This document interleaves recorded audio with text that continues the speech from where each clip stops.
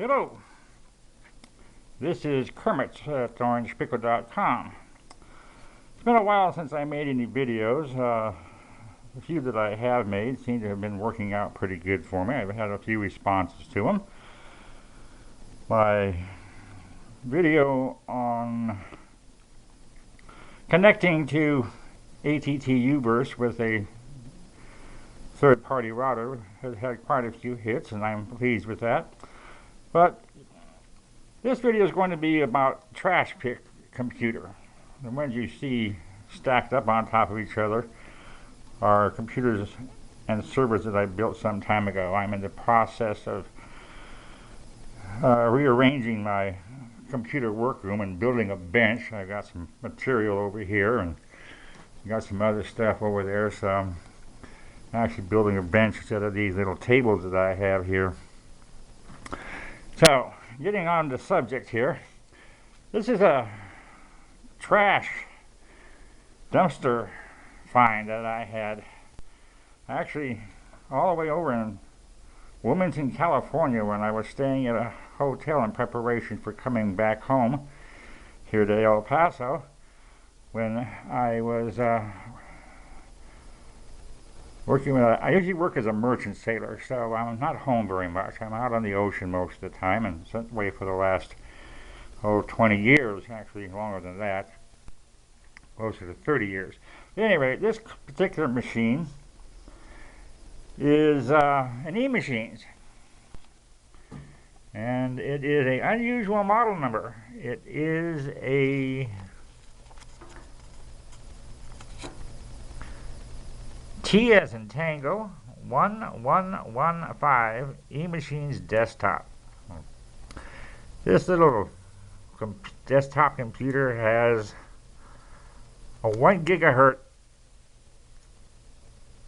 Celeron single core processor, 128 gigs of memory, has a CD-ROM, which I believe is a Samsung. It has a floppy drive. It does have USB ports, and as you can see right over here, it also says that this is a was originally set up for Windows XP. I don't know how it does that. XP being so it's a lot of memory, but anyway. When I found it, it was actually just kind of tossed in the dumpster in pieces. The hard drive was one place, the power supply was another, and the cards were out. It did have a dial-up card, and I decided not to put that back in. Okay, well, I like to put my power cables inside my computers so I don't lose them when I'm not using them. It's a little dirty on the inside still. I got most of the dust out of it. It looks like it has accumulated a bit more. I probably should take an air compressor to it and some brushes and brush out all the dust.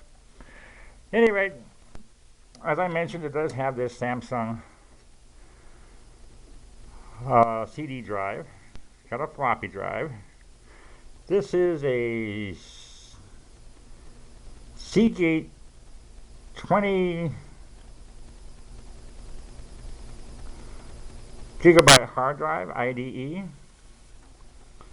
I'm not sure who makes the motherboard. I do know that the North Bridge and South Bridge are both Intels. It does not have a facility for a video card, but it does have 3 PCI slots, and there is a 10100 NEC card, which is an almost unheard of company nowadays, called 3Com, and it's a pretty good little NEC card. It does have this little tiny, and I mean little tiny processor fan and heat sink. This power supply, if we can get this thing to focus on things, is made by Let me see.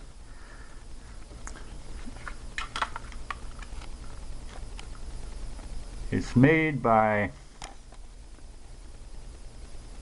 PowerNet Technologies, and it is 150 watts. It's one of those mini power supplies.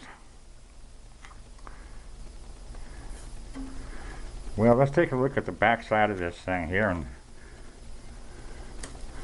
after we do that, we'll power it up and see what it looks like. Now, on the back side here, we have the PS2 connections for the mouse and for the keyboard. You got your serial port, you got your parallel port, you've got two USB ports. There's one USB port on the front.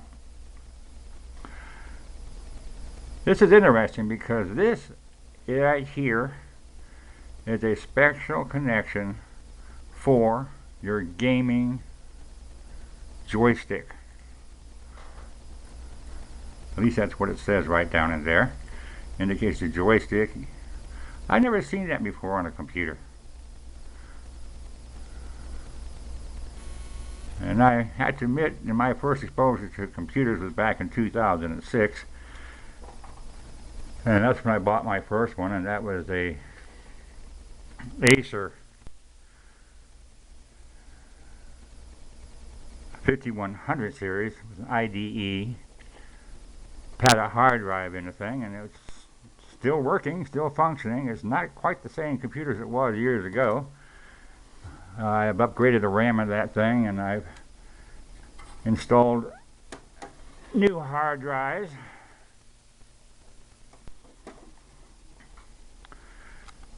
And I set it up for dual boot with Windows 7 in addition to the original XP. And it's a lot faster than it was when I first bought it. Well, let's power this thing up. I'm getting back to this computer instead of my first laptop, which I bought back in 2006, which was my first exposure to computers, at least of my own. Well, I've come a long way since then. Almost every one of these computers you see I built. Well, we got a power on light, hard drive light, floppy drive light just kicked in, DVD, or I should say compact disc. It does work. I've actually put CDs in there in the past, make sure that they did play. I haven't tested the floppy drive.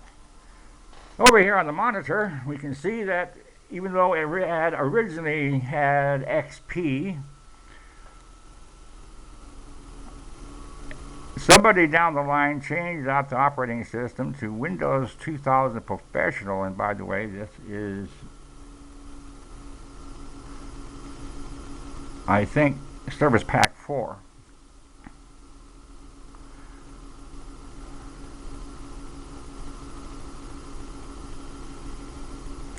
We'll let this boot up here.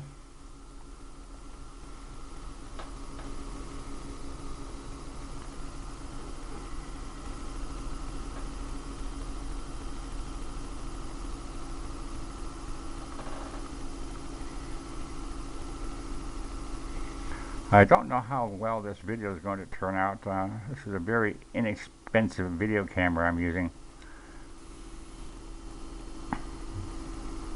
I'm not too sure what the focal range is on this camera.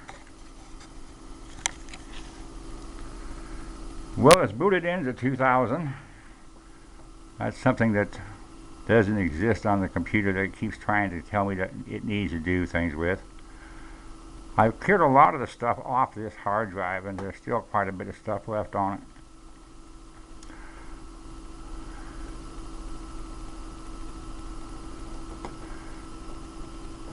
As far as the programs are concerned, there's some interesting things. The original owner, whoever they were, did load Mozilla Firefox onto this and it's a very old series of Mozilla Firefox. I think it's Mozilla Firefox 3. Let's see if we can get that to open up.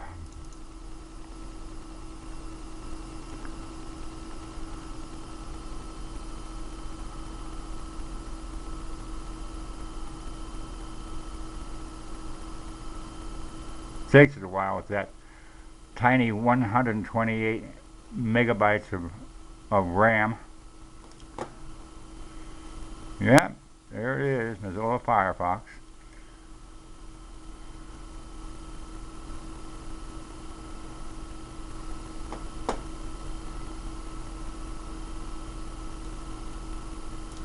Close that out. Now someone did load Microsoft Office Outlook onto this computer, and we'll open that up. It's a little slow.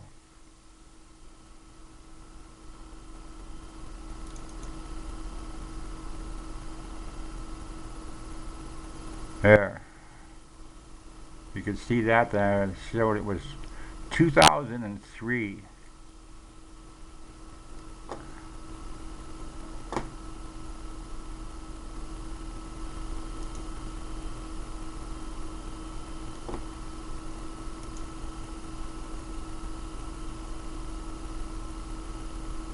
That's inbox and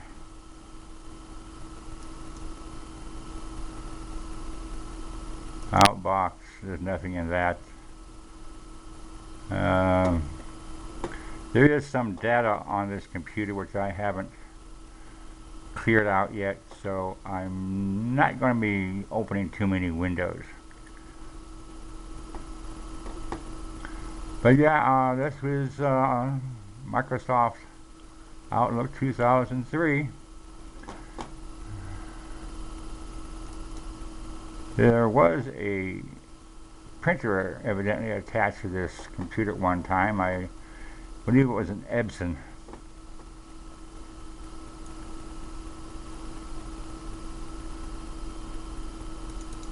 Open up my computer. We'll expand that a bit. So it's floppy drive, local disk C. This is only an administrator account. And you have your compact disk, and then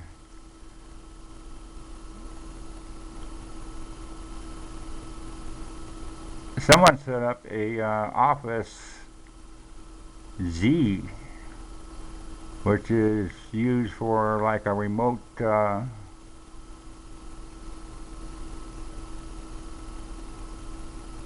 external hard drive. That's what the Z is in there.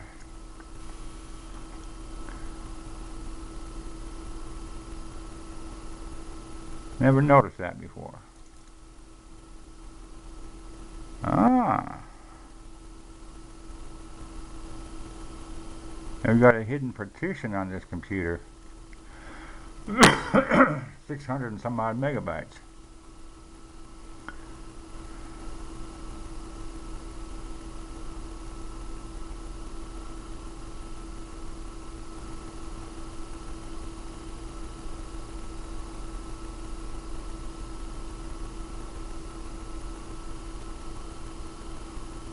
I'll have to snoop through that a little more in the future. Not that I really care. Now I have used this computer in conjunction with my router that I use in IP pass-through with my Motorola ATT versus Motorola NVG510 series combination modem, router, and voice over internet protocol telephone system that I have with AT&T that I use to make the video that I have on Uverse. I'm surprised I've had over 4,000 views on that thing, on that little video so far. Well, let's see if we can get this thing to open up a little bit more here and see what the system says. Go into settings, control panel. Okay. System. Open that up. Yep, Service Pack 4. Whoever the person owned this before, his name was called Sheila.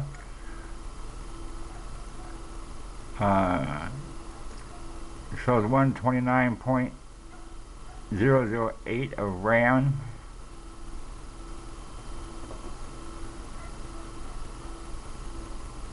There are some people that say the Windows 2000 was the best operating system that Microsoft ever made. And,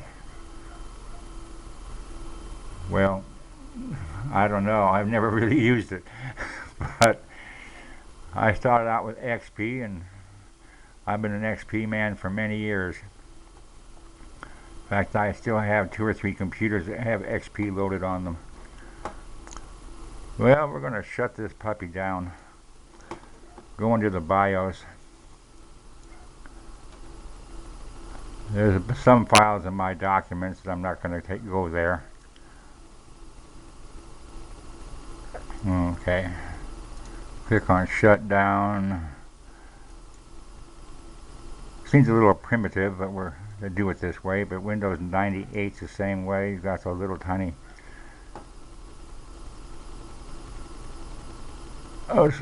type of windows that pop up to give you a choice.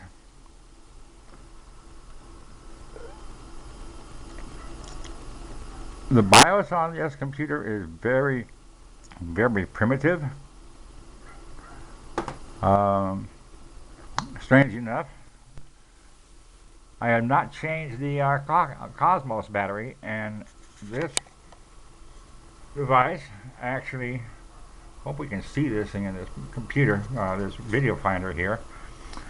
Like I said, it's not the best, well, and I don't know the focal length on it. But the clock battery is correct. It's 2245, what it shows here. Today is July 26, 2015, and that battery I never changed. And it indicates that we have a Samsung CD-ROM, and we have a 20 gig hard drive as your master.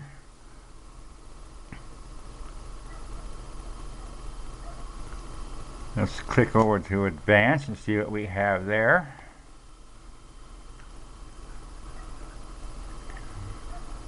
Shows we have a Celeron 1 gigahertz processor with a bus FSB of 100 megahertz.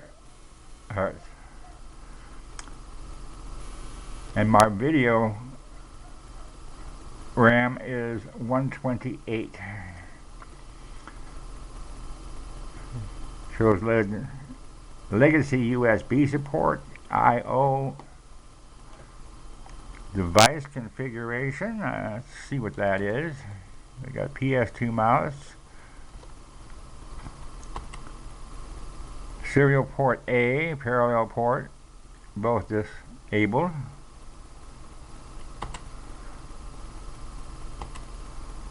I guess we'll click on escape. We should be able to scroll down a little further on these things, I think. Well, maybe not. Onboard audio options.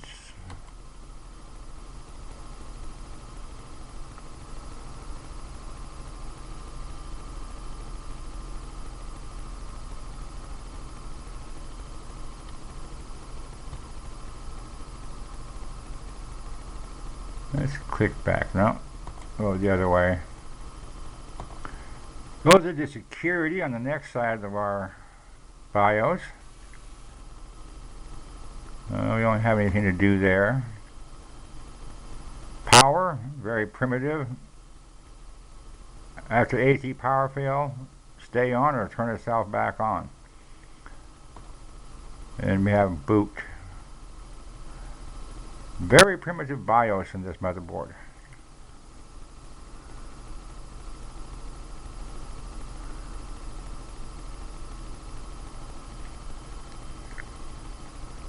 And we'll exit.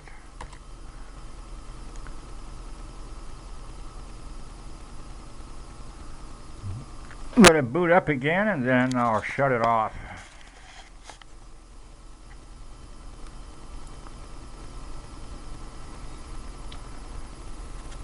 As I said before, a little while, a few minutes ago, I have used this in conjunction with that router that I use for my IP pass-through. And for that purpose, it works pretty good. I have it disconnected temporarily. As I said, I'm moving things around.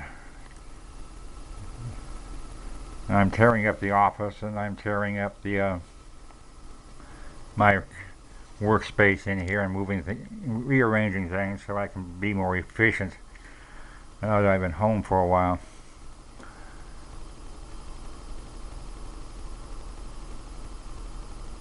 I've got over 20 computers. Most of them I built. I've got a couple of laptops, one netbook. I guess you might say I went a little computer crazy after I bought my first one.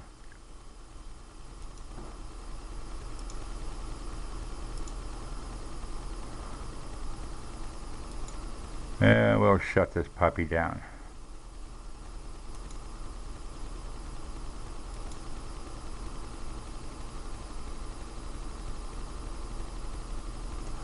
Well, I hope you enjoyed the video.